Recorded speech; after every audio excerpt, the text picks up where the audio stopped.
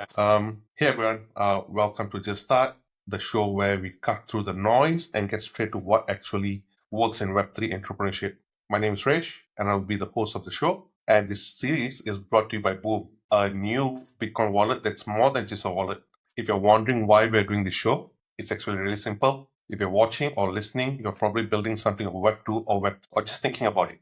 Our mission here is simple. We just want to give you actual steps that you can implement today, not vague advice or impossible success stories. For in our inaugural show today, I'm super excited to introduce to Stephen, the founder of DeOrganized Media. Stephen built his business from the ground up with minimal resources and is going to share exactly how he did it.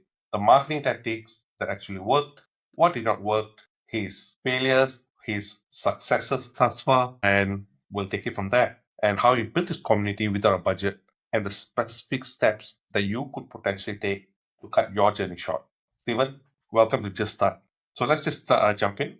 Thank you for having me, man. I really appreciate it. And super excited about what you and Dan are building at Boom, or what's going on with Boom. I'm excited about it, and I really can't wait to see more of what you guys are working on. Dan's a killer builder, to be honest. Hopefully, by the time Boom Wallet comes out and Boom Shops gets initiated, lessons that you share and other entrepreneurs share, anybody listening to this can benefit from it. So, Stephen, can you please tell our audience about yourself and your journey before founding DeOrganized Media? What you were doing before you started this entire venture? Sure.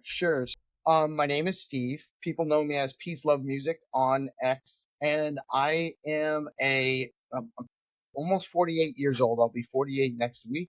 I am a father of 7. 5 of them have been graduated out of the house and on their own, so I'm down to 2 kids in the house. And I've been a realtor, running my own small business. I'm a realtor. I have a small team. I've been doing that since 2010. I mean, I do a lot of, in that capacity, I've done a lot of marketing, a little bit of own, like website management, like handling my own website and stuff. So I have like borderline technical knowledge, not a lot of deep technical knowledge. I need help with most of those things, but I have some marketing experience, and I also have some political lobbying type of experience in my capacity working with the realtors associations that I'm a part of and their government affairs committees, doing some testifying on housing bills and stuff like that. And so that is the brief synopsis of where I was coming up into where I started working with crypto or getting more involved and integrated into the crypto communities. Well, I first got into Bitcoin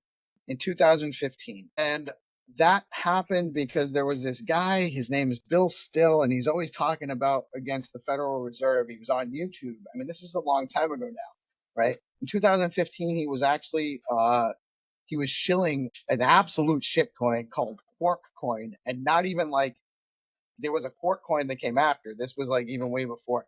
Then you had to buy Bitcoin to be able to buy the Quark Coin.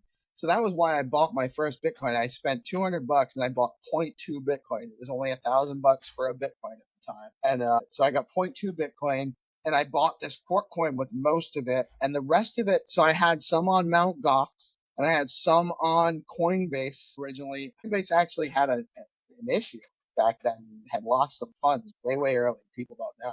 And so I didn't have like, I lost access to the wallet anyway. I think there was like zero point 0.02 Bitcoin. I have zero point 0.02 Bitcoin on a wallet on a computer that this was before you could even have like seed phrases and stuff. And I put it down. I was like, I had lost track of it. It took forever to even access the wallet, you had to download the whole blockchain every time you access the wallet. And it took forever on my machine. It was a nightmare.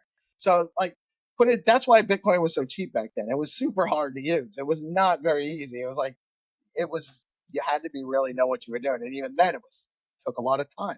So put it down for a little while. And then like middle of 2017, I started hearing more about it again, and people were talking about Ethereum. And that's when I actually bought a little bit that I still have, not as much, the prices were higher by then. But I did start buying a little bit of Bitcoin and Ethereum back then, started paying a little bit more of attention to it, watched it go from like $2,700 that summer to 20 grand Bitcoin in November. and then it crashed. And I saw like, nobody understood. There was no functionality then. CryptoKitties was what crashed the market. It was like the first NFT and on Ethereum, and that crashed the blockchain, and that crashed the bull run for Ethereum. And just kind of kept paying attention a little bit, trying to learn more about it, figure it out. What is this thing? And rode out that whole bear market cycle, and then coming into that crash with COVID in March of 2020. And I heard about stacks, like smart contracts on Bitcoin. That's awesome. I thought that wasn't possible. Say that that's not that's why we need all this other stuff. And so I started looking into stacks, and I had just kind of started using X, and I started looking for people for information on stacks on X. I came across Jack. That's how I met Jack Vinswitch. I was looking for information about stacks on X, what was still called Twitter, actually. Hero Gamer was running a series of X Spaces for the DeOrganized project. And I had seen a little bit from cohort one, but I didn't understand it enough, and I wasn't on X enough to catch all what they were doing. And so I missed a lot of cohort one.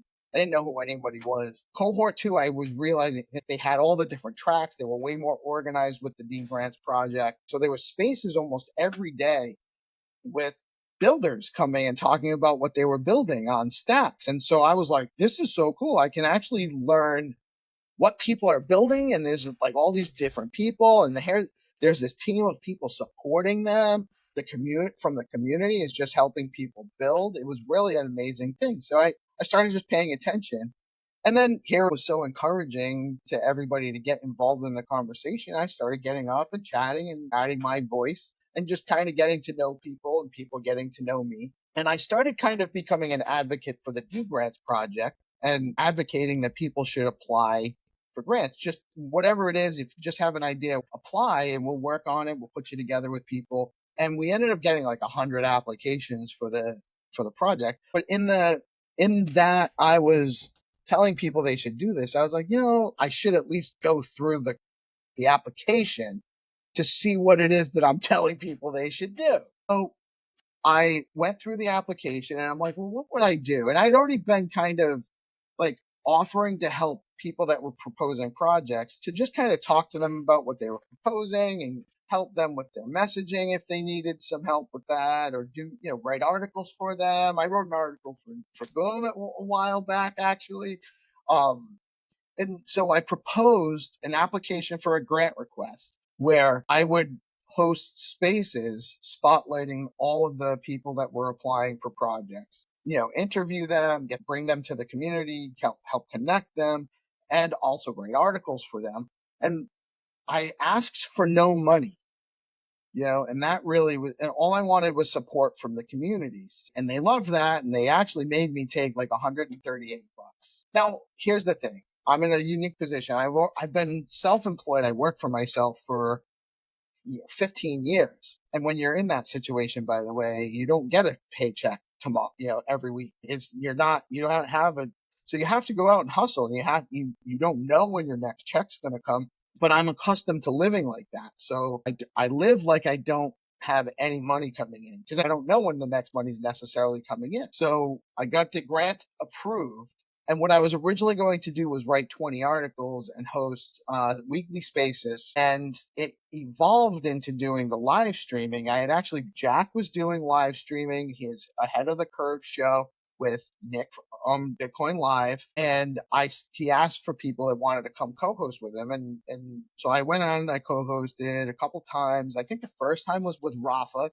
So, I had a knack for just having a conversation with people and talking about really whatever. It didn't matter what they were there for, and I didn't even have to know anything about it. I could have a decent conversation and engage, and it's kind of not unlike talking to people about a house they might like. You're going to find out a whole bunch of stuff to see whether it's worth it to move forward, and or just to kind of drive the conversation. What's the next thing we need to know? What's the next thing we need to do? So it's similar. It's similar to interviewing people.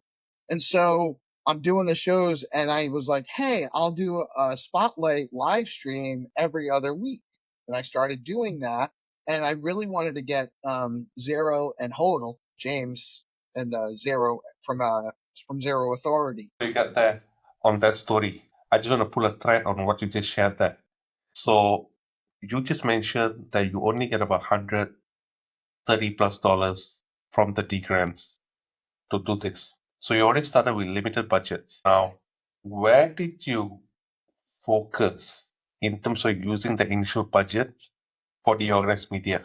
And how did you decide to allocate that funding? So that money really just went towards I'm self-funded essentially. Almost all of our costs is just money that I've absorbed through my income. So I'm self-funding largely. Well, at the beginning, all right. We have come to a point where we have some revenue now, and we're getting used that $138, I believe, pay for production costs with Bitcoin Live at the time. I think that specifically I used those funds towards that. Most of my money is self-funded, and I don't spend a lot of money on the business. I only spend what's necessary. I'm not spending a ton of money on marketing. Anything I can do reasonably with our time, time and effort, I do. And I also focus on how my business can help other people in our ecosystem. How can I provide and add value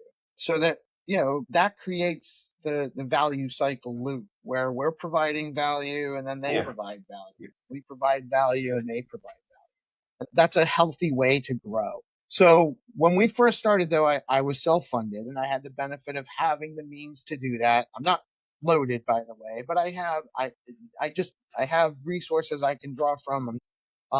Incapable, but I do need to generate income from this. It took us a little while to learn. So we were just doing live streams every other week. And again, this was at that point, it wasn't really, I didn't know where it was going to go. I didn't know what we were going to do. It was just really trying to get into the ecosystem. I was just trying to find ways where I could help grow and provide value and then see what that develops out of that. And so I was paying Nick to produce shows every other week, and great deal. And Nick does a great job, by the way, having him produce. It makes it a lot easier to do a show when you have someone designated as a producer, which right now we don't have. So and hopefully we can generate some income. We can retire Nick and make him our full-time producer. That would be an amazing development. Um, but so in that, Nick's also in the Netherlands. His time zone is different. So I wanted to do the Zero Authority guys, and Zero is West Coast US, which is 3 hours behind me. Nick is 6 hours ahead of me. So it just wasn't, we couldn't find a time where that would work for Zero and also get Nick on. So Nick gave me access to just start producing my own shows. So and then I started using the Restream account. I had my own login. I could get in and start doing it. And now there's all this time during the days that Nick wasn't producing shows. So he produces most of his shows on the weekends. There's a couple that are like evenings, but not a lot during the week. Mostly it's on the weekends. So there was a lot of time where the studio was available, the app was available. And I was like, you know what? There's not a lot of spaces on early in the morning. I'm just gonna like start doing a morning. I'll go live for a minute. I'll say some, hi. If there's anything cool happening in the ecosystem, I'll talk about it real quick. And it would be like 15 minutes. I was going on. I was just doing a 15 minutes, saying hi, saying good morning, giving some morning thoughts, positivity and stuff like that. And people were watching it. People like were tuning in. It was like 50, 60 people maybe, but people were tuning in and watching it. And it just evolved where I started bringing friends on. Because we were doing the shows we were doing every 2 weeks were interview shows.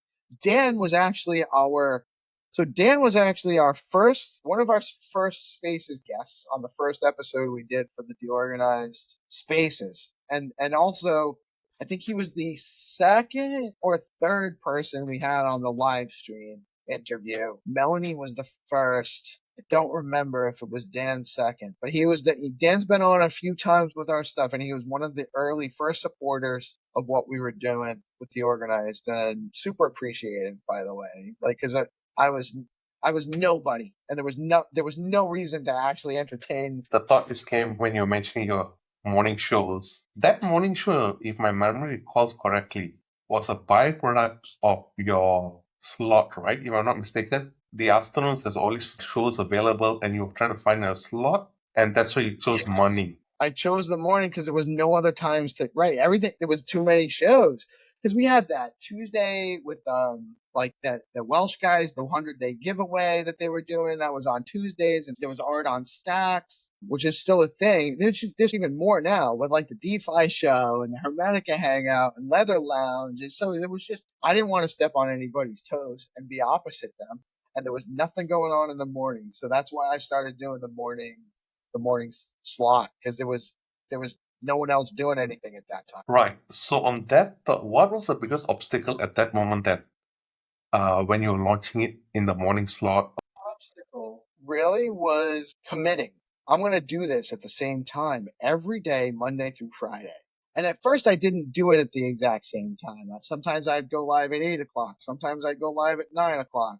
If I had something come up, I'd go at 10 o'clock. Like I wasn't doing it as consistently. But when I became like, I'm going to keep doing this and actually grow it into something more, it had to become consistent. That's one thing, especially in video, but really across the board. If you're building a business, you have to be consistent. So if you're looking for something and it requires you to, let's say you have to go ask somebody for business. Well, you go ask somebody for business, and then when you get that business, people tend to stop asking people for business because they have that business. But you got to keep being consistent with the ask.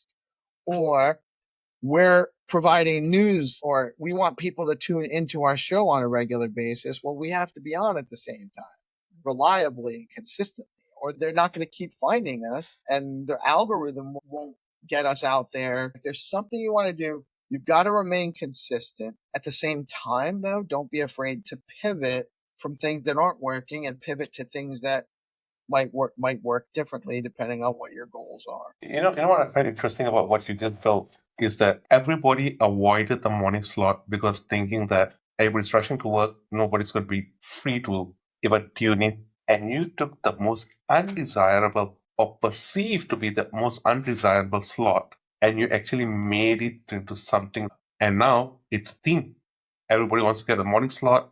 Then there are projects doing now spaces for the evening slots. So it wasn't morning on purpose. They developed the process of I'm going to read out the Bitcoin price for the day. I'm going to read out the stacks price, where it is on the number place on market cap, what the fear and greed index is, what the top three gainers on coin market cap were. And that became a thing that I was reading out every day. So it was again part of the consistency.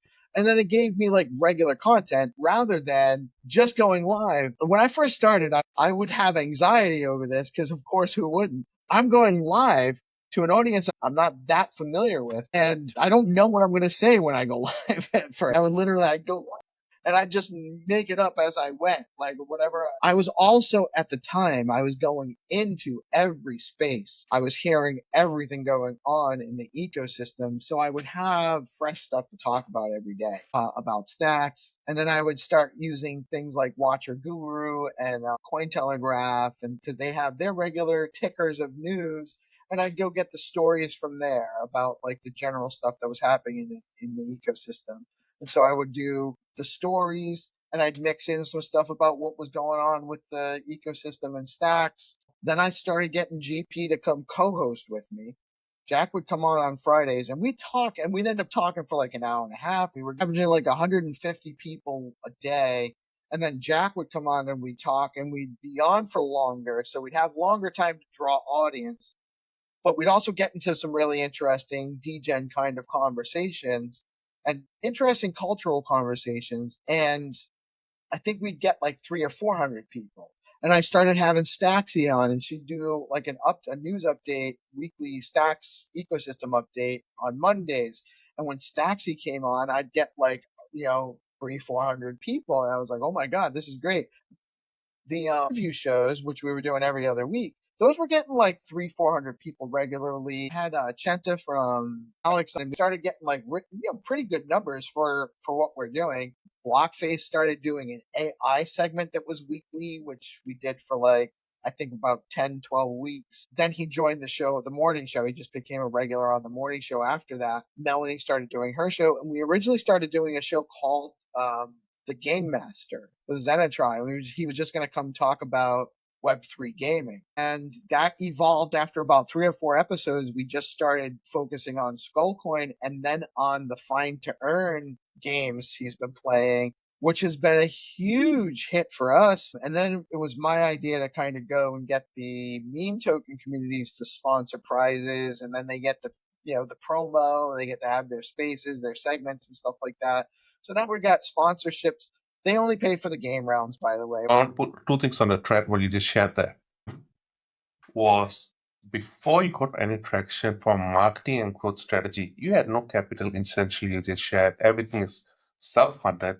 You only spent what you barely needed, only for one show at a time you were doing it. How did you do your marketing? And how did you do any growth on that side? You shared like you contacted Jack, you brought Jack on, but that still doesn't explain how you got your DeOrganized Media is here. Come with listening. How do you do that? Really is Resh, it's just we do the show. We put out content that's real, that's authentic. It resonates with people. We're not actually selling anything. We do have our opinions and we are promoting, we're here for the ethos, the decentralized, distributed, permissionless, trustless, censorship resistant, open source ethos, the Bitcoin ethos. That's why we're building on Bitcoin. That's why we build with Stacks, because Stacks is also, they reflect the ethos, the same ethos that we stand for, DeOrganized. And so we produce content along that line. So it resonates with our niche audience. We're goofy. We don't take ourselves too seriously.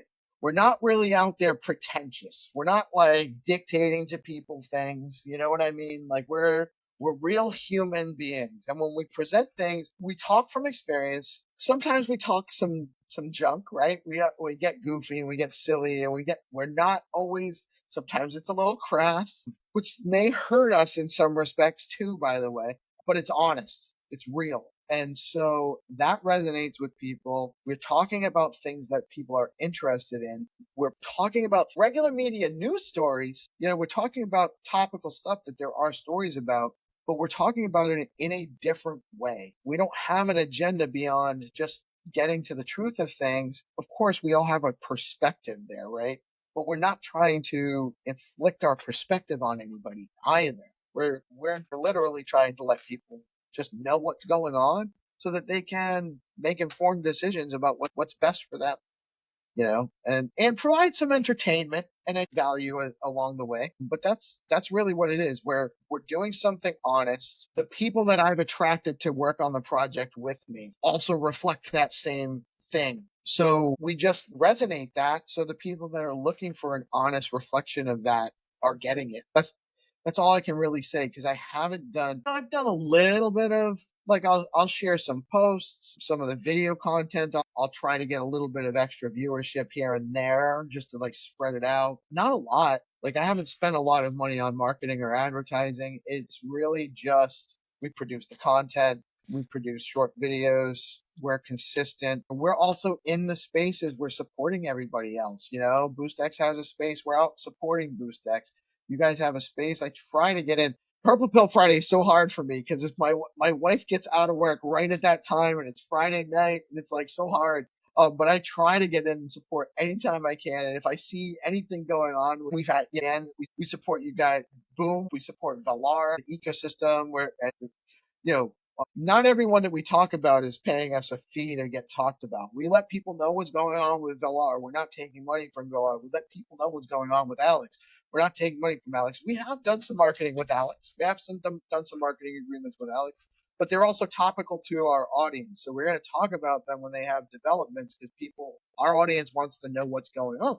We're not making them pay for that, but we do have some marketing partnerships with, right now, Bitflow, Stacking DAO. We've had deals with Hermetica. Jack's done some stuff with us with Rue. Shout out. Skullcoin's a sponsor too, with some of the stuff that they've been sponsoring on Find to Earn, plus all of the meme tokens, that are reaching out there. So we have a lot of participation and support from the community. We've also been allowed to be involved in like the Stacks marketing group calls, and some of that stuff too. Like we're in the Stacks Ascent program, so we're getting some support from the foundation that way.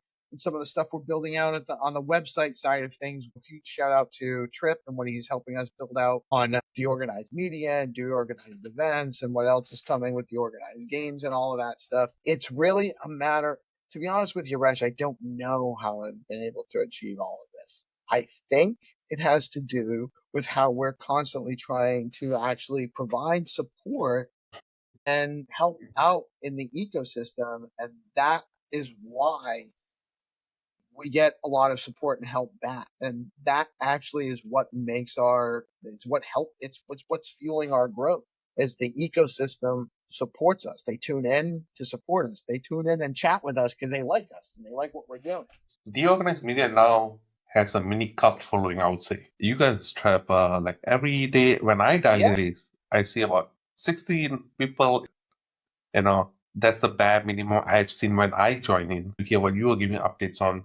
But the early days to build a community, it's extremely hard for anybody because you don't have credibility. People don't know whether you have the staying power, like you mentioned, the consistency. Did you go into contacting Jack, contacting Hero, and all with the sole mind of thinking, okay, this is my distribution channel using collaboration, or that was never part of the game plan and you just wanted to connect with people? Just wanted to connect with people. And I just was trying to figure out, what if I do this? What if I do that? How do we do, I just trying stuff out. It really was just, I had an opportunity. I saw a way to start reaching people and connecting really builders and creators and artists was what I was focusing on. Spotlighting and providing a platform to get messaging from creators and builders and artists in the ecosystem, both in just Stacks and or beyond that. I'm still very much involved with some other, some of the Ordinals projects and some of those communities, and I'd love to help them out in some ways. I've had some guys from those projects on the shows. We're not just Stacks oriented. We've had I mean, even with Hattie, we've had some guys like the Unchained Ninja from Art Unchained. We had Danilo from the Miracle, which is a really cool Ordinals and NFT support project that's beyond, it's not Bitcoin related, it's not Stacks related necessarily, although they did just start their ordinal support when we had them on. That was a few months ago now. If you were to start organized media, knowing what you know now, what will be the three main things you would do? Or what would you advise Steven to focus on? So one of the things that I wish I had earlier was more people streaming with me on a regular basis. Like it wasn't just me, because I think that that makes much better content when there's conversations and not just somebody talking about stuff. So that is the number one thing I wish I had. Number two, if I had more budget, I know where I would spend it. I would do some marketing. I do think that that would be a great way to grow. And it would also be beneficial to the broader ecosystem because it would bring the stuff we're putting out there representing the ecosystem out to people that aren't here. Our regular audience is growing, but it's not growing. It's still very much niche to people that are in the ecosystem or interested in the ecosystem. We're not getting our branding out to people that aren't crypto native yet. Specifically, Well, I what would exactly? um, I would I would promote the reels in various social media. I would put more and more reels out there of our content. We have so much content, several hundred episodes of the live show, the several hundred episodes of morning and night show at this point, between the two of them. I think we have like 230 episodes of shows on the website right now, and that's not capturing all of them. So I would have put out more short content and I would have gotten it distributed out with some marketing budget behind it to get it out to people so that they saw it more and then get more people from outside the ecosystem that would be interested in the personality side of things. But that's still a possibility. And we still are we're working on, you can only do one thing at a time. For those that want to know what you have to do to start a business, And I'm a full-time realtor now too still. So my day today consisted of at 6 a.m. I was drinking my coffee on my phone, working in Chat GPT, producing the news items for the morning show. So what are the news stories? What am I going to actually say? Get that content ironed out. Getting it, and I'm on my phone working on that. By like 6:30, quarter to 7, I'm at my laptop putting that information into the Restream app so I have it easy to use the ticker with the headlines and stuff, and it's all sorted out. I sent out, we have our daily text post, get that distributed, get all the stuff set up for the live stream and Restream. Our live stream goes live at 8:30. We started about 2 weeks ago now. Binta is a part of the organized team, and she hosts a morning warm up space. So we have a warm up space for DeOrganized. We call it Whatever Morning. It starts at 8 a.m. and it runs just until a little bit after 8:30 after we launch the live stream. So we do that space. I launch the live stream at 8:30. I do the news. I bring on guests. We talk to our guests. 9:30 Zenitron comes on. We do Find to Earn games. I had to leave the stream early at 10 o'clock because I had to go show a house at 11 o'clock. Then I had to go run an errand. It was about 25 minutes away. Come home, took care of the puppy this afternoon for a little while, and I ate my lunch, and I actually just kind of took a minute to think. Around 3 p.m., joined into the BitFlow space. Great time chatting with the Chads over there. And just wrap that up to come chat with you, another Chad, and we're doing this. When we're done with this, I might have some time for some dinner, and then at 7 p.m., at some point, I'm going to jump in and chat with GPSC on the night show, and that's Monday through Friday, my friend. That's like my typical days. That's legendary, man. So the one thing I want to check in, Stephen, where do you think you'll be going 12 months from now? 12 months from now, I anticipate will be at or near live streaming 24/7, or at least a 12-hour, like a long all day stream section with lots of different content in the middle with different people, different personalities coming on. We might have multiple channels by then. We will also have several verticals in the DeOrganized suite of applications that we're building out. So DeOrganized.media, DeOrganized.events, DeOrganized.games. We're going to have DeOrganized.music, I think, .nfts, .art, some stuff like that. Publishing. .financial or .finance, I think, is one that we're working on. So we're built. Our suite of apps are going to be aimed at supporting the creation and control of digital rights, digital content, and distribution by the owner of that content. So, like the organized games is going to be decentralized game lobbies, where if you have a game, we'll have some games in there. There'll also be like you'll be able to kind of bring your own games and just kind of use our network or our platform as a place to get set up lobbies for your game to get users, and then our lobbies allow you to distribute funds and or collect funds, so you can have like pay per round type of online gaming, on chain payments. The games don't necessarily have to be on chain. They can be. They can be on chain turn based games. Trip already built out tic tac toe. We were looking at chess and some other things, basic stuff. But there's all sorts of other ideas. So I think you're going to have, by a year from now, we're going to have a lot more functionality with a number of verticals, and that's all going to be part of the DeOrganized ecosystem. Yes. Stephen, this has been great. Honestly, thanks for giving me your time. If anybody would like to follow you, how can they do that? Or where they can find DeOrganized Media?